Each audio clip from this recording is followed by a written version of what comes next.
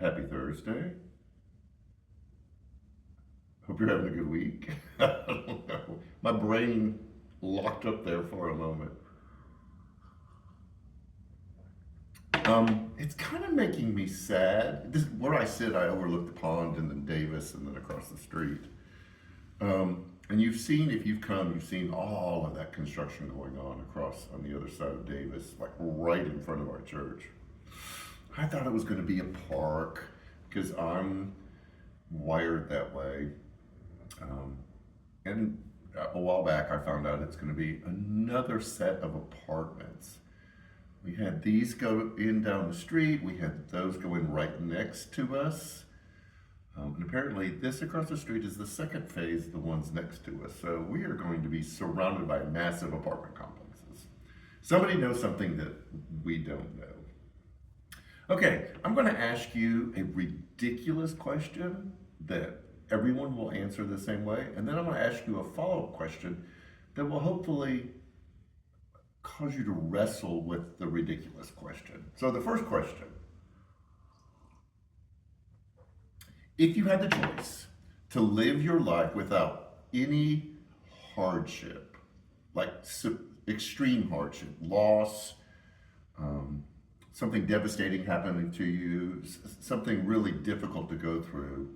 Not the minor annoyances, there's still going to be traffic. Um, you're still not going to be able to find your phone or your car keys. The big stuff. Would you choose to live that way? And I think most of us probably would.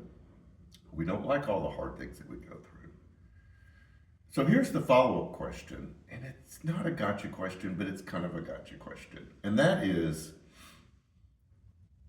the things that you've learned going through difficult times, the way that you've grown and matured, and who you've become going through some really difficult moments in your life. If you didn't have difficult moments, how would you learn those? Like, what would be in your life to help you be wiser or more mature or patient if you didn't have those things? Would you read a book? Would you watch a TED Talk or a TikTok? Listen to a podcast? The problem is there wouldn't be any because all of those that we listen to or read or watch are people who've gone through difficult times and we're learning from them. Now, I am not advocating for tragedy or loss or difficult times in our life. I still don't want them. Even with the second question, I don't want to go like, oh yeah, well then throw all sorts of hard stuff my way. But what it does is it puts those in perspective. Okay, life is going to be filled with struggle and battles that we're fighting and storms that pop up out of nowhere. So, what then? What do we do knowing that those are a part of life? We can't get rid of them. But there's something that comes from them that doesn't come from anything else. Um, Having my commute double in time when there's school doesn't grow in me what needs to grow in me. Um, Looking for something in at my house that's lost doesn't grow good things in me. I'm able to handle the things of life because of the difficult things that I've gone through that have forced me, pressed me to grow, to become more mature. And I still have a long way to go.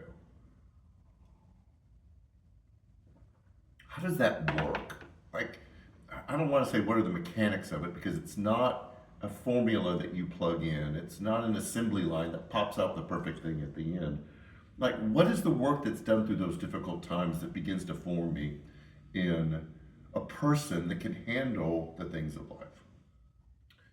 And that is what we're going to talk about Sunday with our final song. I'm giving my announcements too. With our final song in our Let's Sing series. And it's knowing that there are difficult things in life. This almost ties into our Flip It series. Um, how do I take those really difficult moments in my life, specifically, what things can I employ into my regular life to help me learn, grow, mature, become wiser, more patient through those things. This last Sunday was a very practical one, and this Sunday will be also. So we hope that you join us. We're about to hit the sprint part of our church year. We had elders meeting a couple nights ago. Went a little bit longer because we have so much going on that we want you to be a part of. We've got child dedication coming up November 2nd.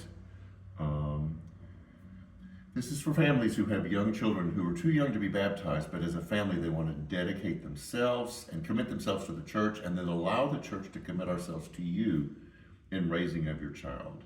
If you are interested in participating in the child dedication, just fill out a form at the kiosk outside the sanctuary, or call the office and we will work that out.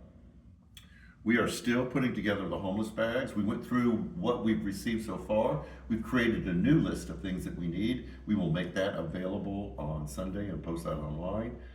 You guys have been tremendous. This is absolutely fantastic what you have done. And we'll make those bags available after they're put together in November, beginning of November, so you can take them and distribute them. You all did that last time and distributed a surprising number of bags. This Sunday is Food Pantry. We're seeing an increased demand for food and benevolence. If you can give to those, we would greatly appreciate it. We will be handing out forms at Food Pantry for the Giving Tree. Yes, we are close to Christmas presents. We have a lot of other stuff going on. So, if you're going through something, if there's something difficult happening in your life, I encourage you to find a way to use that situation, that thing that's just oppressing you, and finding a way to grow that into good. And Sunday we will help you do that work. So I'm going to watch them destroy the woods across the street, finish my morning time, and we'll see you Sunday. Take care.